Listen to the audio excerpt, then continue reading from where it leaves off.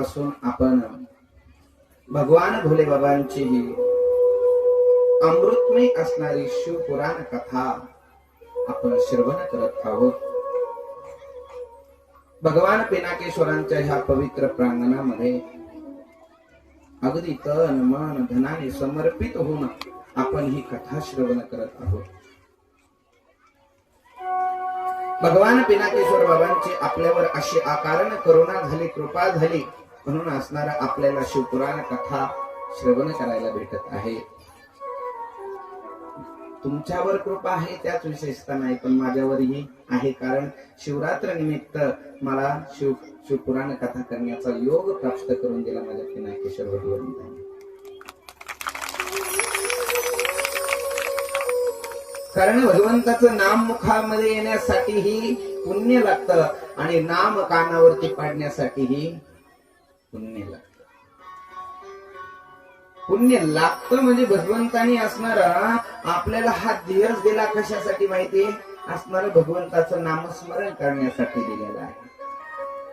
कशासाठी दिलेला आहे? नामस्मरण करण्यासाठी. आणि कसा दिलेला आहे? देवे दिला देह भजन गोमटा, देवे दिला देह भजन गोमटा, तुया झाला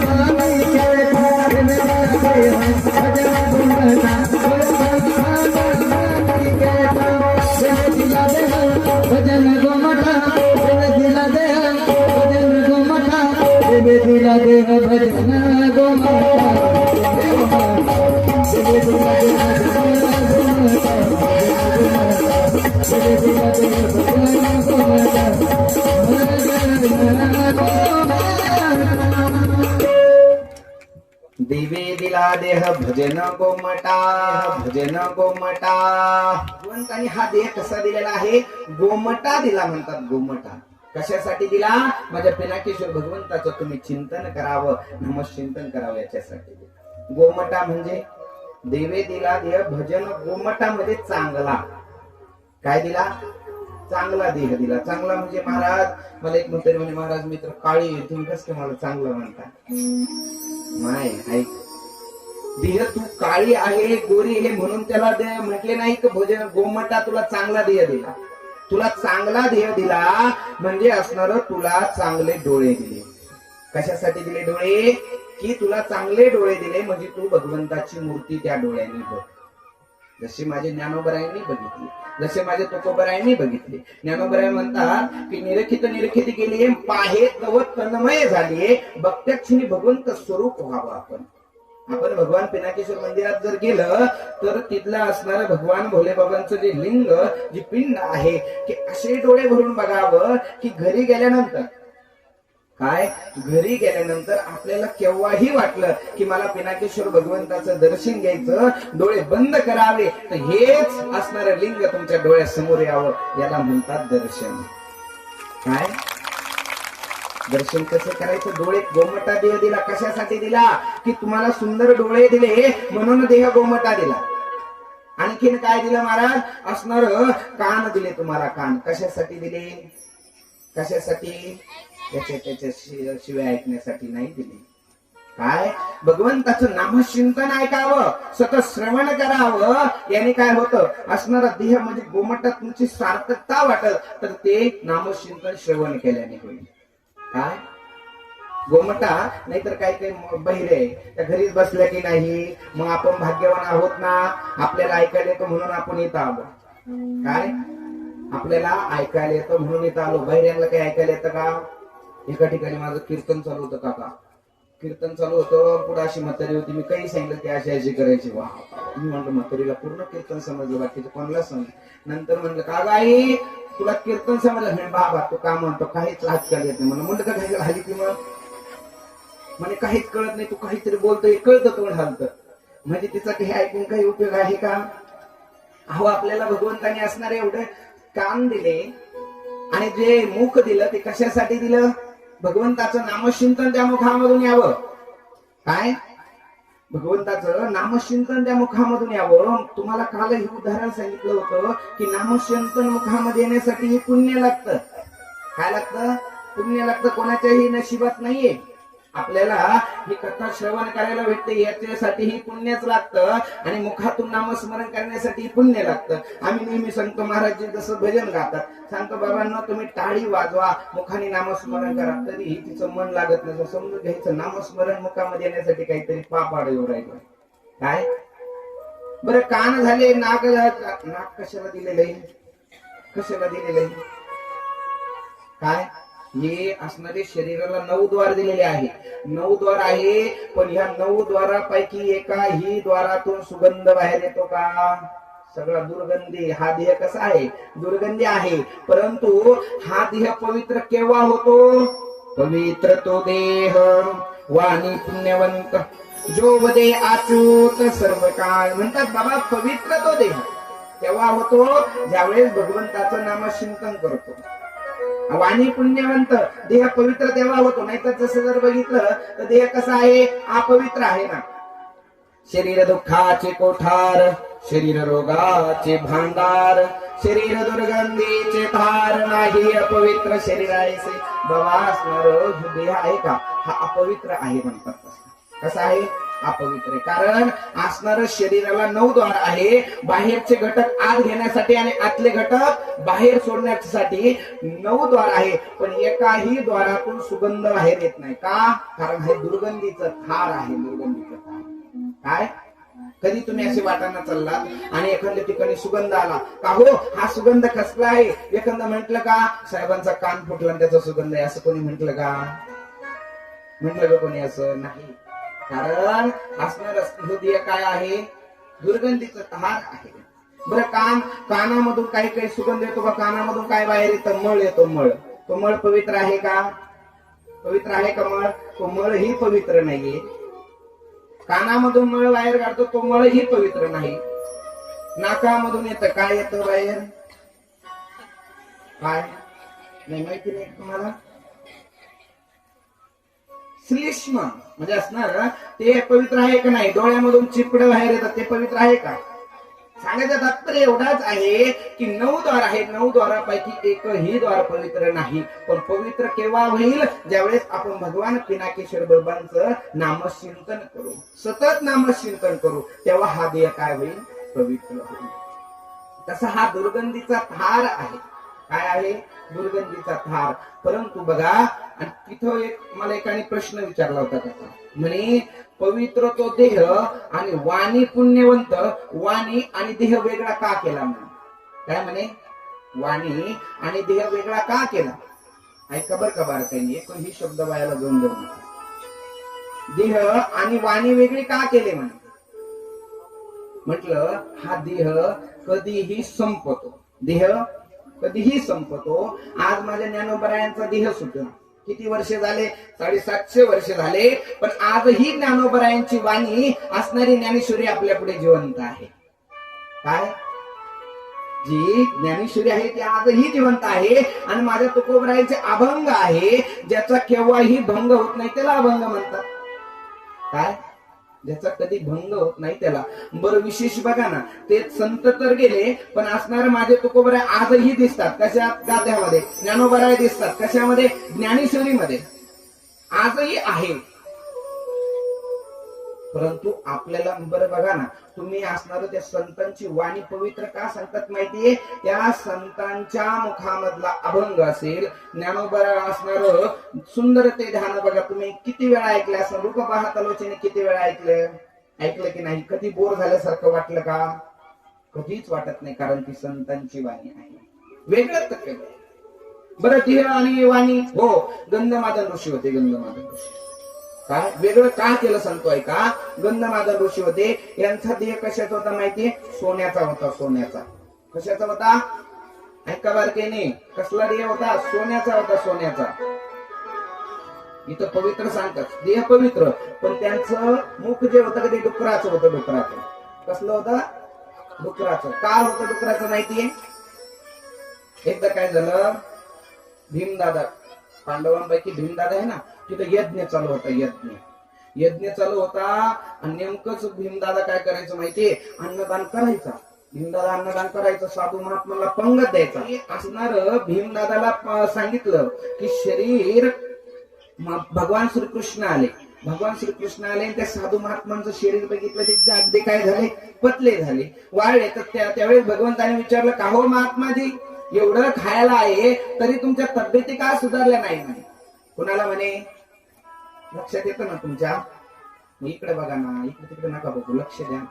काय काय म्हणजे की मग एवढं काही खाण्यासाठी आहे, मग तरी तुमच्या तब्येती का असं कमी झाल्या? त्यांनी सांगितलं, भगवंता, अहो भीमदादा ज्यावेळेस असणारी पंगत चालते ना, त्यावेळेस गदा घेऊन फिरतात म्हणे. कुठं? पंक्तीमध्ये गदा घेऊन फिरतात. सांगतात, खा, तुम्हाला तरी कोण द्यायचंय आमच्याशिवाय, खा, असं बोलतात. उपेक्षा अर्थाने बोलतात. मग भगवंत म्हणे, बरं ठीक आहे, याचं इंजेक्शन याला डॉक्टरकडेच नेल्यावर गुण येईल म्हणे. मग भगवंतानी भीमदादाला सोबत घेतलं आणि गंधमादन ऋषींच्या आश्रमाकडे गेलं. गंधमादन ऋषींच्या आश्रमात गेले. भीमदादाला लांबून दाखवलं. ते बघ म्हणे गंधमादन ऋषी. त्याने, भगवंता, हे काय हो म्हणे गंधमादन ऋषींचं शरीर सोन्याचं आणि मुख डुकराचं, हे का म्हणे? भीमदादाने सांगितलं, भीमा, मला नको विचारू, त्यांना जाऊन विचार म्हणे. काय? त्यांना जाऊन विचार. तिथं गेले आणि गेल्यानंतर की भगवंताने सांगितलं, ऐका बर का, इकडे लक्ष द्या आता, की सांगितलं की आमचं शरीर बघा म्हणे. काय सांगितलं? भगवंतांनी सांगितलं, बाबा तुम्हीच जाऊन विचारा म्हणे. विचारा म्हटल्यावर लगेच काय केलं? असणार गंधमादन ऋषींकडे गेले, दर्शन घेतलं. म्हणजे का हो असणार ऋषी, तुमचे हे मुंडक कशाचं आहे? डुकराचं. आणि शरीर हे सोन्याचं कसं काय म्हणे? त्यांनी सांगितलं, बाबा मी खूप अन्नदान केलं म्हणे. काय केलं? खूप अन्नदान केलं, म्हणून शरीर सोन्याचं झालं म्हणे माझं. काय? अन्नदान केल्याने शरीर सोन्याचं झालं. तर उपेक्षा अर्थाने बोललो म्हणे. काय? मुखाने फक्त म्हणत होता, खा, मीच बनवलं, खा, तुम्हाला तरी कोण देणार आहे, असं उद्धट अर्थाने बोललो. तेव्हा माझं मुख कशाचं झालं म्हणे? डुकराचं झालं. तिथं भीमदादाला शिक्षण दिलं. म्हणजे तुमच्या मनामध्ये प्रश्न येईल, महाराज मग जसं म्हणतात पवित्र तो देह, इथं देह पवित्र झाला, सोनं पवित्र आहे का असा प्रश्न येतो ना. सोनं पवित्र आहे ना, सोनं पवित्र नाही का? एकदा काय झालं, एक पोळ्याचा दिवस होता बरं का. पोळ्याचा दिवस होता. तर नेमकं एक बाई असणारी पूजा करायला आली. कोणाची? पोळ्याच्या दिवशी. कोणाची? नवरीची. म्हणते नवरीची. पोळ्याचा दिवस नवरीची म्हणते. तसं नाही. काय? पोळ्याचा दिवस म्हणलं कोणाची पूजा केली जाते? बैलाची. बैलाची पूजा करायला तिने काय केलं? ताट आणलं. ताट आणलं, अगदी त्याच्यात दिवा लावला, ताट आणलं आणि बैलाची पूजा केली. बैलाची पूजा केली आणि पूजा केल्यानंतर अशी बैलाच्या कपाळाला अंगठी लावली सोन्याची. पण ती अंगठी लावली ती असणारी ताटात ठेवली. ताटामध्ये ठेवले. परंतु मी तुम्हाला सोनं किती पवित्र आहे ते सांगतो बरं काय का, की ते अंगठी घेतली आणि ती ताटामध्ये ठेवली. पण ती ताटामध्ये ठेवायच्या ऐवजी काय झालं? ती निवदावर ठेवण्यात आली. काय झाले?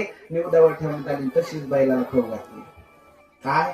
बैलाला खाऊ घातली. आता हिनं नंतर ते ताट बघितलं तर अंगठी नाहीये म्हणे. म्हणजे कोणा खाल्ली? बैलाने खाल्ली. मग हिनं रात्रभर जप केला असन. कनी काय केलं असन? मग ती फक्त बैलाजवळ गेली आणि काय करत होती? बैल दादा टाक खाली. बैल दादा म्हणजे रात्रभर बैलाने शेण टाकावं आणि ना रात्रभर चिवडावं. का? माझी अंगठी सापडती की काय? माझी अंगठी सापडती. म्हणजे अंगठी एवढी पवित्र आहे, ती शेणामधून जरी काढली तरी सोनं पवित्र आहे. मला एवढंच सांगायचं, ते सोनं पवित्र आहे. बरं, शरीराचं झालं. शरीर इथं काय झालं? मुख अपवित्र झालं ना. मुख अपवित्र झालं आणि शरीर पवित्र झालं. बरं ठीक आहे. पुढं एकदा काय झालं? रामप्रभू आणि लक्ष्मणजी भ्रमण करत होते. रामप्रभू आणि लक्ष्मणजी जंगलामध्ये चालत असताना नेमकं एक कुटिया होते आणि त्या कुटियाजवळून खूप असा दुर्गंध वास येत होता. काय येत होता? दुर्गंधीचा वास येत होता. परंतु त्या कुटियामधून रुच्या बाहेर पडत होत्या. रुच्या काय पडत होत्या? रुच्या, मंत्राची रुच्या बाहेर पडत होत्या. पण तिथं कोण होतं माहितीये? षडभंग ऋषी होते. आणि षडभंग ऋषी त्यातून ऋचा बाहेर पडत होत्या. काय ऋचा कशा? गणानां त्वहा गणपतिगुं हवामहे प्रियाणां त्वहा प्रियपतिगुं हवामहे निधीनां त्वा निधिपतिगुं हवामहे वसो मम आहमजानि गर्भधम त्वमजासि गर्भधम. काका बसलेले तिकडे ते म्हणते महाराज आमच्या पोटर पाय देतात काय तुम्ही? ऐका इकडे लक्ष द्या की असणार त्यावेळेस तिथं काय होतं? ऋचा बाहेर पडत होत्या. ऋचा बाहेर पडत होत्या, परंतु कुटियामधून दुर्गंधी बाहेर येते. दुर्गंध बाहेर येतो. त्यावेळी भगवंताला विचारलं लक्ष्मणने. लक्ष्मण दादा म्हणतात दादा अहो म्हणे का बरं येतं म्हणे चल म्हणे आपण कुटिया उघडू. कुटिया उघडली तर गंधमादन ऋषींचं शरीर सडलेलं होतं, परंतु मुख काय होतं? पवित्र होतं. काय होतं? शरीर आणि मुख. म्हणजे काहींचं शरीर पवित्र असतं, काहींचं शरीर पवित्र तर वाणी अपवित्र, आणि काहींची वाणी पवित्र, गंधमादन ऋषीची वाणी अपवित्र. इथं षडभंग ऋषीची वाणी पवित्र आणि शरीर अपवित्र म्हणजे दुर्गंध. पण काहींचं ऐका ना, काहींचं शरीरही अपवित्र असतं आणि वाणीही अपवित्र असते. काय? मागच्या लक्ष द्या, इकडं तिकडं बघा त्या, इकडे बघा ना, आल्या आत त्याच्यात तिकडच बघा त्या. अहो काहींचं शरीरही अपवित्र असतं आणि काहींची वाणीही अपवित्र असते. एकदा काय झालं, मी आळंदीला चाललो होतो.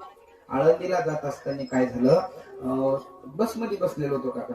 एका स्टेशनला बस थांबले आणि बस थांबले ना, तिथं अशी एकदम काळी जरद बाया बसली, अशी दुसरी पुतना अशी जाडी लट आणि अशी काळी जरद. काय? दुसरी पुतनाच ती, आणि ती बसली. अंबर महाराज पूर्ण बस भरलेली होती, पूर्ण बस भरलेली होती. माझ्या सीटाजवळ जागा होती. म्हंटल मी तिला पाहिलं, म्हटलं आता देवा काही माझ्याजवळ येऊन बसती का काय? काय म्हटले आता माझ्याजवळ येऊन बसती का काय? ती आली ना थोडी थोडी पुढं पुढं पुढं पुढं. पण काय महाराज म्हणतात ना, तुका म्हणे जेव्हा फिरते कपाळ तरीचा मंगळ योग होतो. महाराज असणार ती जवळ जवळ आली आणि अगदी आता ती माझ्याजवळ बसणार. म्हणलं आता अशी पण बसणार आहे तशी बसणार आहे. मी म्हणला ताई बसा ना. तुम्ही बसा ना, सुरत तिकडं गाडी का तू का म्हणे. काय म्हणे गाडी का? महाराज ती जाड होती, मला असं कोपऱ्यात दाबून धरलं. कोपऱ्यात दाबलो गाडी, काय तो का म्हणे. म्हणतो बस. तेवढ्यात माझ्या पाठीमाग एक जण बसलाय. तर म्हणे ओ ताई अहो महाराजांनी तुम्हाला जागा दिली. काय? महाराजांनी तुम्हाला जागा दिली आणि तरी तुम्ही असं बोल द्या म्हणे. दिली तर मग त्याच्या गाडी का त्याच्या बापाची गम. काय म्हणे जागा दिली पण गाडी का त्याच्या बापाची का म्हणे. मग तो म्हणे अहो अहो ते महाराज आहे महाराज. अहो त्यांचं तुम्ही असणार, त्यांनी तुम्हाला जागा दिली, तुम्ही त्यांचा बापही काढला, त्यांना अभद्र शब्दात बोलू राहिले. ते महाराज म्हणे महाराज. ते म्हणे असं महाराज मला काय चुलीत घालायचं म्हणे. काय म्हणे असं महाराज मला काय चुलीत घालायचं का? म्हणजे मला सांगायचं तात्पर्य एवढ्याचे, तिचं शरीर कसं होतं? ती काळी जोरद अगदी पुतना आणि वाणीनं कशी होती? हो पवित्र होती का? ती मला चुलीत घालीत होती. ती पवित्र असेल का? म्हणजे शरीर ही अपवित्र आणि वाणी ही अपवित्र. परंतु आपण जर त्या भगवंताचं नामचिंतन केलं तर आपलं शरीर ही पवित्र आहे आणि वाणी ही पवित्र आहे. त्या संतांची वाणी शरीर पवित्र त्याच्यासाठीच आहे. ते सतत भगवंताचं नामचिंतन करतात, माझ्या भोले बाबांचं सतत चिंतन करतात. काय? म्हणून ते सतत पवित्र आहे. काय? आणि भगवंताजवळ तुमच्या, मी तुम्हाला कालही बोललो होतो की तुमच्या जाती पातीचा विषय घेतला जात नाही. भगवंत कोणीही या म्हणतात. काय? कोणीही या आणि मला भजा, तरी भगवंत त्याला प्रसन्न होतो.